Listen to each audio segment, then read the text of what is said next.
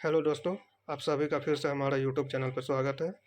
हम लोग डीएलएड परीक्षा से जुड़े महत्वपूर्ण सवाल पर चर्चा कर रहे हैं। हमने पिछले क्लास में मध्यकालीन इतिहास के मुगल काल के बाबर के समय का महत्वपूर्ण सवाल पर चर्चा किए थे।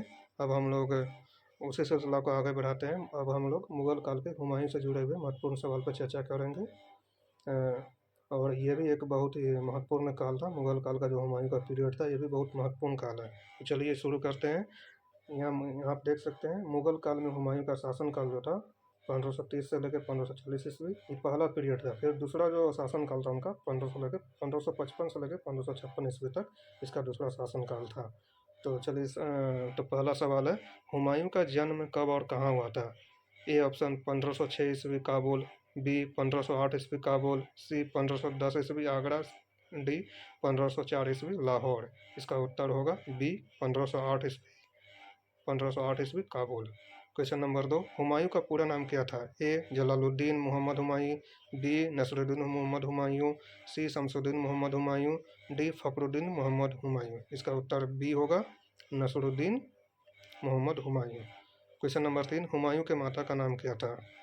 ए हमीदा बानो बेगम, बी गुलबदन बेगम, सी दिलदार बेगम, डी माहम अनगा। इसका उत्तर एक्चुअली दोस्तों, इसका उत्तर अगर इसमें सी भी डी भी हो सकता है, लेकिन अगर ऑप्शन में नहीं हो, अगर डी माहम अंगा अगर नहीं हो, तो आप लोग दिलदार बेगम भी लिख सकते हैं। इसका इसका क्योंकि दोनों में कन्फ्यूजन बहुत है, महामंगा और दिलदार बेगम। अगर ऑप्शन में अगर दोनों हो तो माहम माहम अंगा आप टिक कीजिएगा, नहीं तो दिलदार बेगम आप लोग टिक कीजिएगा। क्वेश्चन नंबर 4, निम्नलिखित में से चिन्हित कीजिए कि हुमायूं का भाई कौन नहीं था? ए कामरान मिर्जा, बी अस्कारी मिर्जा, सी हिंदाल मिर्जा, डी दारा शिकोह। इसका उत्तर डी होगा दारा शिकोह। क्वेश्चन नंबर 5, 29 दिसंबर 1500 ईस्वी को बाबर की मृत्यु के बाद मुगल साम्राज्य का अधिकारी कौन बना? ए अकबर, बी हुमायूं, सी शेरशाह सूरी, डी जहांगीर। इसका उत्तर बी होगा हुमायूं। दिल्ली की गद्दी पर बैठने से पहले हुमायूं कहाँ का सूबेदार था? ए काबुल, बी कंधार, सी बदख्शां, डी लाहौर। इसका उत्तर सी होगा बदख्शां। क्वेश्चन नंबर 7, हुमायूं द्वारा लड़े गए निम्न युद्धों का सही कालक्रम क्या है? तो सही कालक्रम आप देख सकते हैं। ए में है चौसा, चुनार, कन्नौज, गौर, बी में है चुनार, गौर, चौसा, कन्नौज, सी में है गौर, चुनार, चौसा, कन्नौज, डी चुनार, चौसा, गौर, कन्नौज। इसका उत्तर बी होगा चुनार, गौर, चौसा, कन्नौज। अब देख सकते हैं उत्तर भी साथ में लिखा हुआ है, आसानी से याद कर लीजिएगा आप लोग। और ये सब काफ़ी महत्वपूर्ण सवाल है, ये सब डीएलएड इस समय बहुत पूछे जाते हैं। क्वेश्चन नंबर 8, 1531 ईस्वी में दौहरिया के युद्ध में हुमायूं ने किसे पराजित किया था? ए शेर खान, बी महमूद लोदी, सी हेमू, डी सिकंदर लोदी। इसका उत्तर बी होगा महमूद लोदी। क्वेश्चन नंबर 9, हुमायूं ने चुनार दुर्ग पर प्रथम बार आक्रमण कब किया? ए 1529 ईस्वी, बी 1530 ईस्वी, सी 1531 ईस्वी, डी 1532 ईस्वी। इसका उत्तर डी होगा 1532 ईस्वी। क्वेश्चन नंबर 10, 1532 ईस्वी में चुनार दुर्ग की घेराबंदी के समय किले में कौन था? ए शेर खान, बी महमूद लोदी, सी शेर खान की पत्नी, डी हेमू। इसका उत्तर ए होगा शेर खान। क्वेश्चन नंबर 11, 25 जून 1539 ईस्वी को चौसा के युद्ध में हुमायूं को किसने पराजित किया था? ए हेमू, बी शेरशाह सूरी, सी महमूद लोदी, डी सिकंदर लोदी। इसका उत्तर बी होगा शेरशाह सूरी। क्वेश्चन नंबर 12, शेर खान और हुमायूं के बीच बिलग्राम कन्नौज का युद्ध कब हुआ था?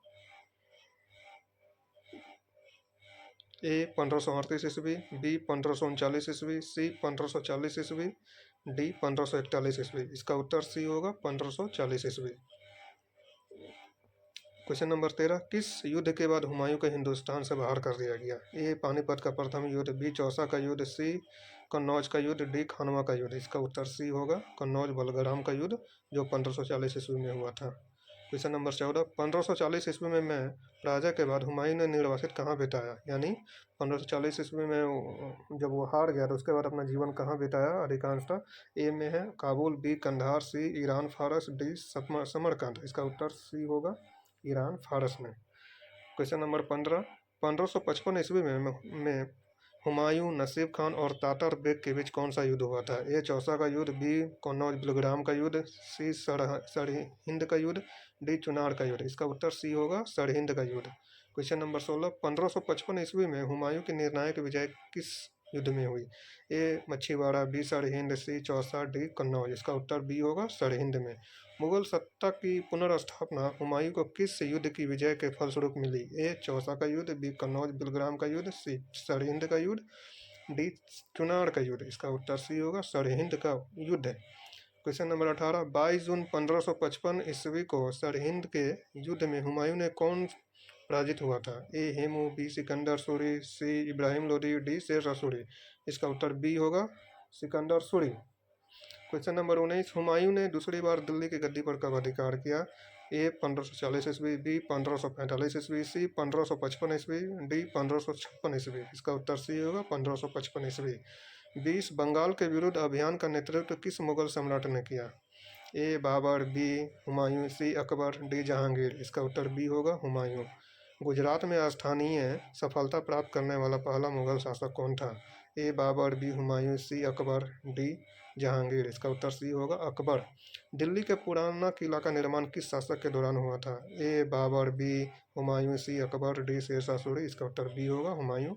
बाबर, भारतीय मुगल चित्रकला का उदय किस मुगल सम्राट के शासनकाल में हुआ? ए बाबर, बी हुमायूं, सी अकबर, डी जहांगीर। इसका उत्तर बी होगा, हुमायूं। क्वेश्चन नंबर 24, किस मुगल सम्राट ने 2 बार शासन किया था? ए बाबर, बी हुमायूं, सी अकबर, डी जहांगीर। इसका उत्तर बी होगा, हुमायूं।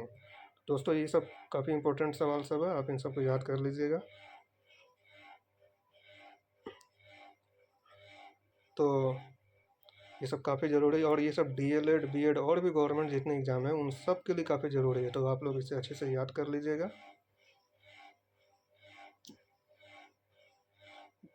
तो ये तो दोस्तों आप हमारे चैनल को सब्सक्राइब, लाइक, कमेंट कर दीजिए।